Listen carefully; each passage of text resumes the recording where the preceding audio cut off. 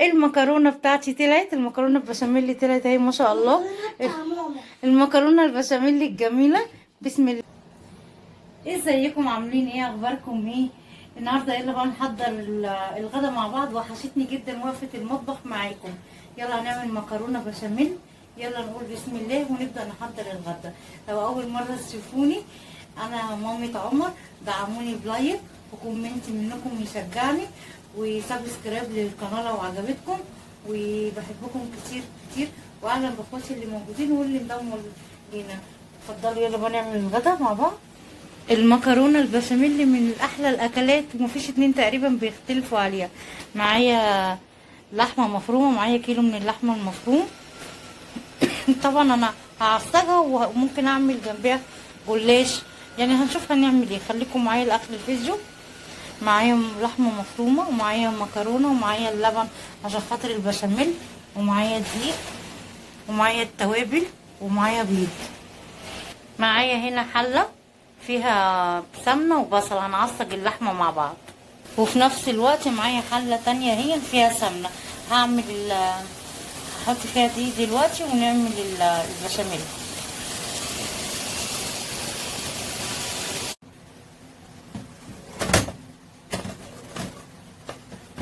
معايا البصله زي ما انتم شايفين. هضيف عليها اللحمه، هعصج اللحمه.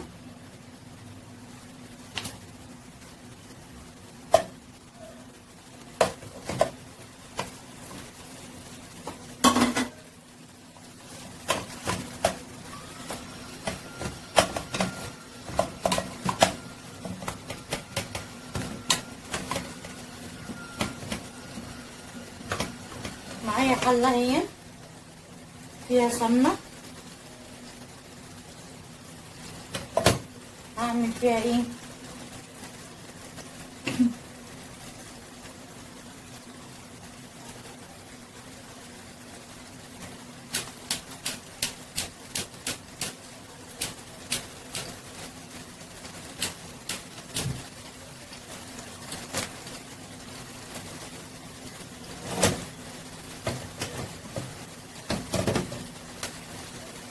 هحطها كده على النار. ومعايا كام؟ معايا 5 معالق دقيق، هحطهم على الدقيق واعمل البشاميل.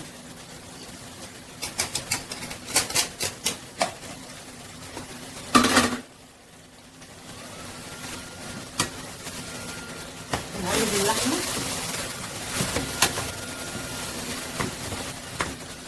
ممكن بس ابدل الاماكن، اودي اللحمه جوه واجيب البشاميل وايه، اقلب زي ما انتم شايفين كده.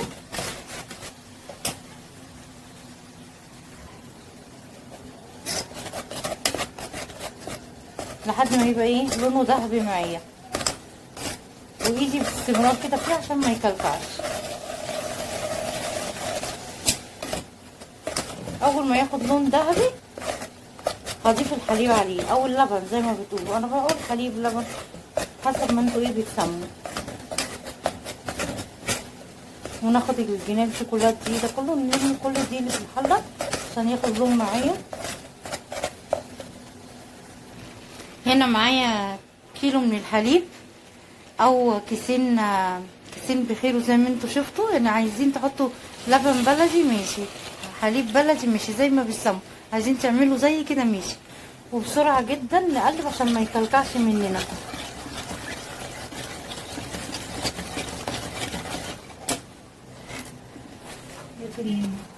هنا اللحمه هي ابتدت تغير لونها، ابتدت تدينا لون بني. هضيف لها التوابل، فلفل اسود وملح وتوابل لحمه، بهارات لحمه، وحبه زعتر كده يدوها الريحه.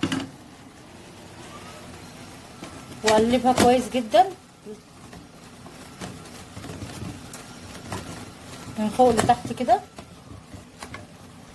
اللحمه المفرومه اتعصجت، بحب اضيف لها معلقه صلصه كده كبيره. الصلصه طبعا دي اختياري، مش اساسيه يعني. واقلبها كده في اللحمه، بتدي طعم اللحمه، يعني بتدي كده نكهه للحمه. طبعا دي اختياري، اللي عايز يحط في التعصيجة بتاعة اللحمة، العصاج بتاع اللحمة صلصة يحط، مش عايز براحته، دي اختياري يعني. نرجع بقى للبشاميل. تقليب كده مستمر. عايزة تقلبي بالمعلقة زي قلبي، عايزة تقلبي بالمضرب قلبي، الطريقة اللي تريحك. هضيف هنا ملح وفلفل اسود عليه، انت عايزة تضيفي حاجة تانية براحتك.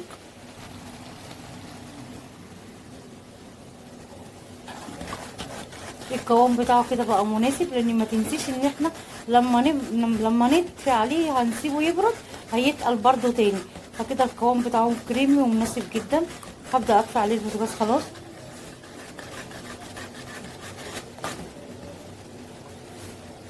كده كده كفايه. هحط كده مثلثين الجبنه دول، يدوها ايه نكهه كده ويدوها طعم جميل. ده اختياري برضو، اي جبنه مثلثات عندك، طعم بريزدون، اي نوع يدوها ايه، كيري، اي نوع يدوا ايه نكهه ليها. ده طبعا مش اساسي، اختياري. والمضرب بتاعنا الجميل اهو. لو حابه تقلبي بالمعلقه زي انا، اصلا برتاح للمعلقه اكتر من المضرب. والمضرب كده اقلب كويس جدا جدا جدا، واسيبها بقى تبرد، لان انا بحب اضيف لها بيض. في ناس ما بتحبش تضيف لها بيض، انا الصراحه ما اكلتهاش قبل كده من غير اضافه البيض.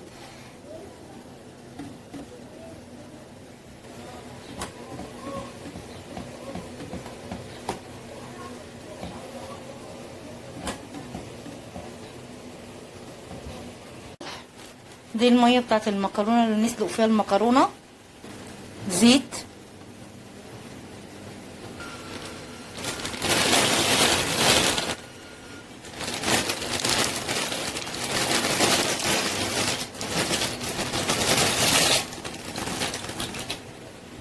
هنا المكرونه اتسلقت خلاص، صفيتها اهي. واروح بقى ايه، معايا البيض مجهزه هنا 3 بيضات، حطيت عليهم فلفل اسود وملح، هحطهم على ايه، على البشاميل.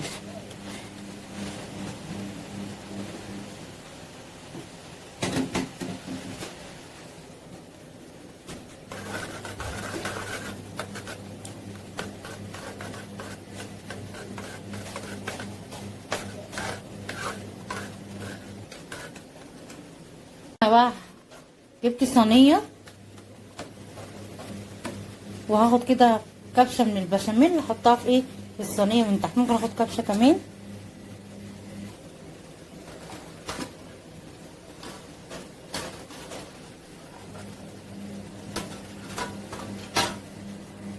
وهنا هاخد بقى كبشتين 3 كده من البشاميل، اقلب بيهم المكرونه كلها.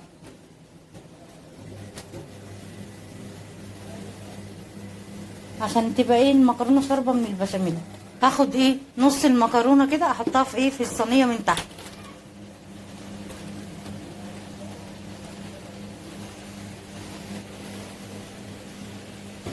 واجيب بقى العصاج، اللحمه المعصجه معايا، واحطها فين، على المكرونه. احط الطبقه التانية ايه في الصينيه. يبقى اول طبقه حطينا المكرونه، تاني طبقه المفروم، بعد كده هو اخر طبقه المكرونه تاني، وتالت طبقه البشاميل. واسوي كده اللحمه في المكرونه.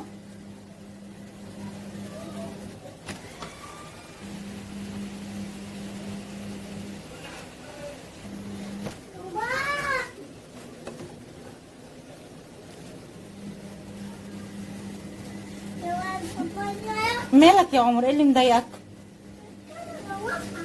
الكنبه واسعه. طب اقعد اقعد على الكرسي. كده هضيف البشاميل. كده هضيف البشاميل يا عمر.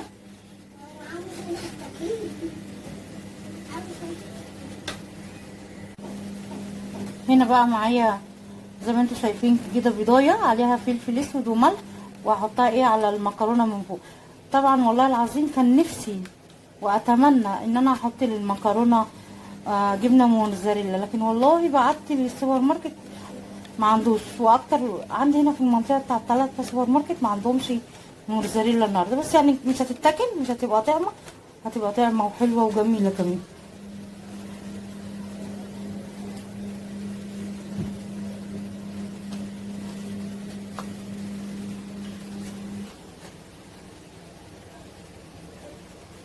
ابتسموا يا غاليين. ادي البيض هنوزعه بقى ايه على المكرونه.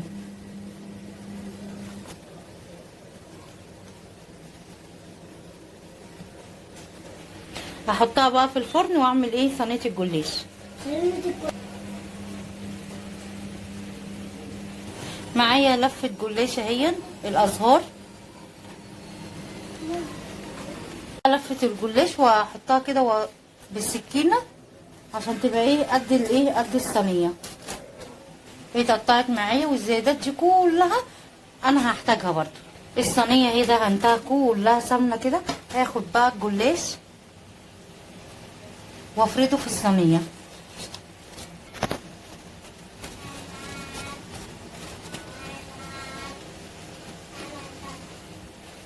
اهي صينيه الجلاش اهي. حطينا اللحمه. هحط بقى ايه، شفتوا الجلاش الدون اللي احنا قطعناه بالسكينه مش هنرميه برضو، الزوايد دي هنحطها برضو كده هون في نص ايه الصينيه، يعني مفيش حاجه خالص هتترمي معانا. اهي هنوزعها كده في نص الصينيه. معايا هنا بقى طبق فيه بيضايه وفلفل اسود عشان الايه نضيف على الوش بتاع البيضايه كده وفلفل اسود وايه وكوبايه حليب اهي.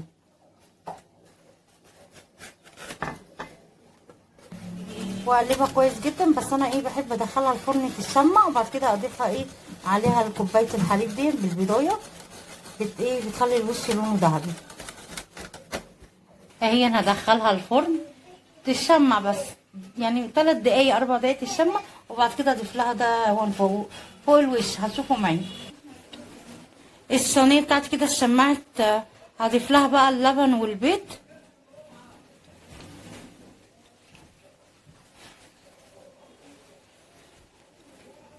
هدخلها خلاص الفرن. المكرونه بتاعتي طلعت، المكرونه البشاميل طلعت اهي ما شاء الله.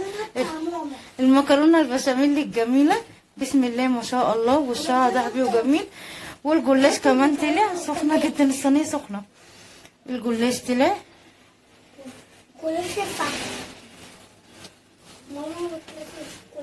بص الوش بتاعها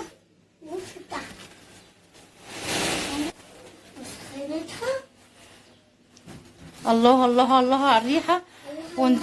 هيبرد بس ونقطع ونشوف كمان.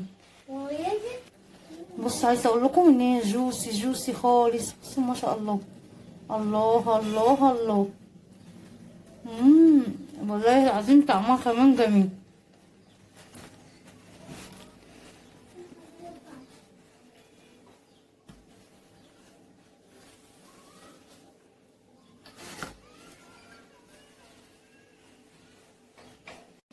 بصوا كده وانا بقطعها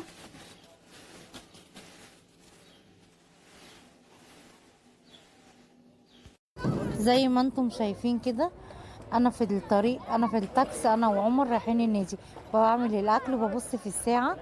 اتفاجئت ان الساعه 5:30 وعمر عنده تمرين الساعه 6، يعني بقينا نص ساعه بس على التمرين. نزلنا وقلنا لما نرجع بقى ان شاء الله نبقى نتغدى، لان لو قعدنا اتغدينا هنعدي ميعاد التمرين خالص.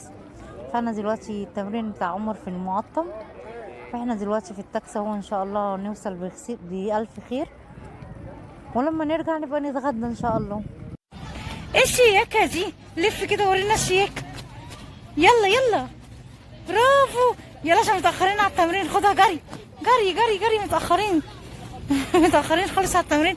5 دقايق 10 دقايق والله. احنا دلوقتي داخلين النادي ومتاخرين عن التمرين خالص. نطه بقى. لا النطه القويه فين؟ يلا 3 2 1.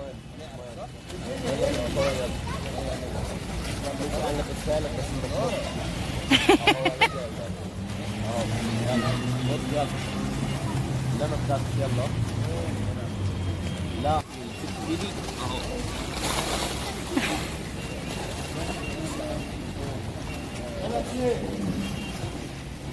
اقف بقى اقف. ما توقفت اهو. ما توقفت. واقف.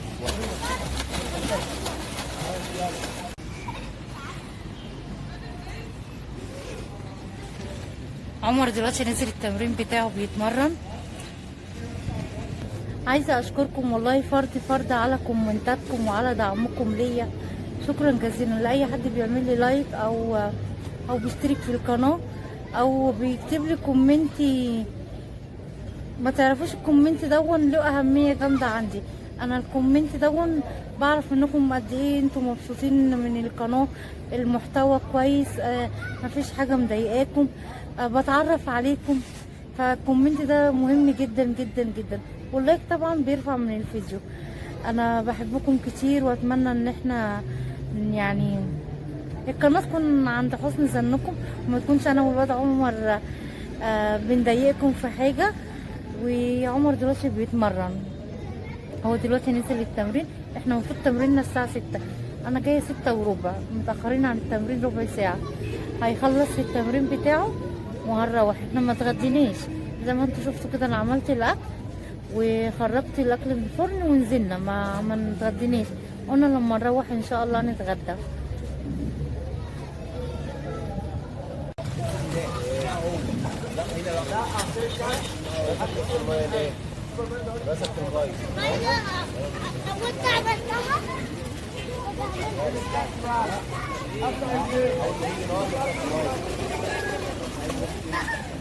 شاطر يا عمر، برافو، اكسلنت، شاطر يا روح.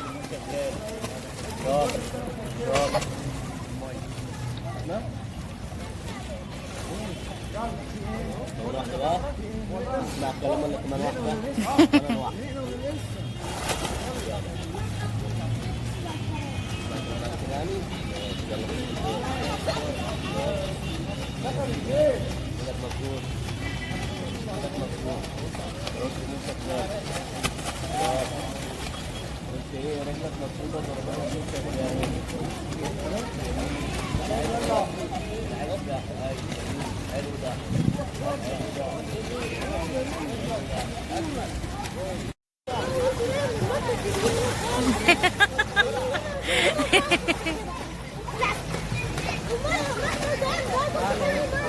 يلا يوسف، ماشيين هاك اصبر يا سيدي نور، اطلع يا سيدي.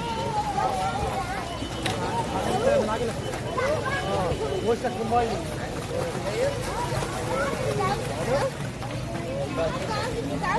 هنا طالع على الزحلية بس من بعيد قوي. هون هيطلع من على الزحلية وهينزل. عمرينه بيسلم على الكابشن. استنى استني. عمر شاطر، انا بصور فيديو. عمر شطور، عمر شاطر مع حضرتك.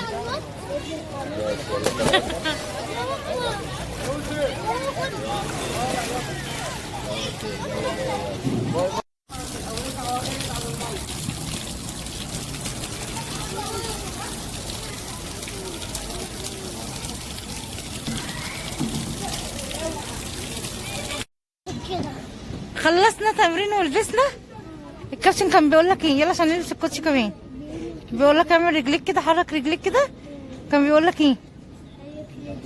حرك رجليك ازاي؟ بتعمل ايه؟ بتحب الكابتن؟ الكابتن الفرفوش لازق. كان بيقول لك اعمل رجلك ازاي، ورينا. كابتن محمود كان بيقول لك اعمل رجلك كده، ضربات رجليك كده. يا اصحابي اعملوا لايك. باي يا جدعان، لسه نروح بقى البيت نتغدى. اوكي يلا بينا على البيت. ماشي يا عمر، يلا بينا على البيت. انا هنا وصلت البيت خلاص. هنحضر بقى نتغدى لان احنا جعانين جدا. افضي الحاجات اللي معايا دي. هنا جايبه ايه؟ هنا جايبه كيس شيبسي العمر، وجايبه جوافه،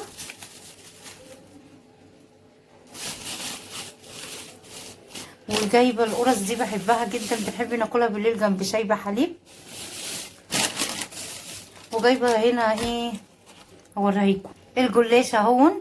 عايزه اقول لكم اني والله ما لسه لقيته سخن اصلا، اغراني فقلت اجيب. هغسل بقى الجوافه. معايا برضو ايس كريم وعصاير، حطيتهم على التلاجة هناك عشان ادخلهم. تعالوا اوريهم لكم. معايا رز بلبن. وعصاير.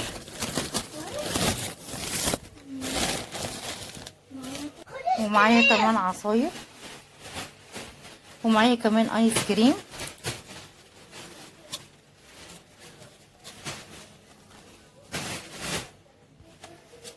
الجو بقى الصيف والايس كريم بقى والعصاير والرز بلبن.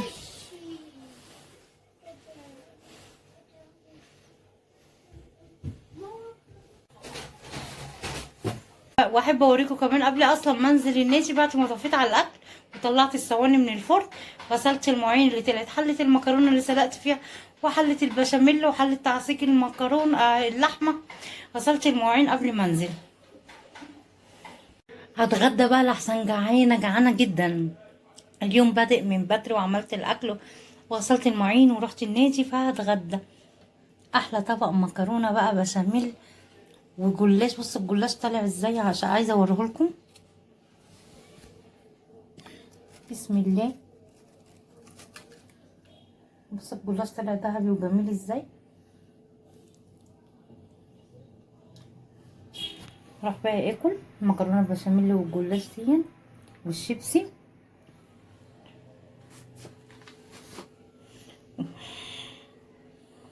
جوزي لسه ما جاش من الشغل، لما يجي ان شاء الله هحضر له يتغدى. هنا اقول لكم استودعكم عند الله الذي لا تضيع ودائعه، ونلتقي ان شاء الله في فيديو اخر. طبعا لو عجبكم الفيديو اتمنى ان انتوا تدعموني باللايك عشان يرفع الفيديو، وسبسكرايب للقناه. بحبكم كتير.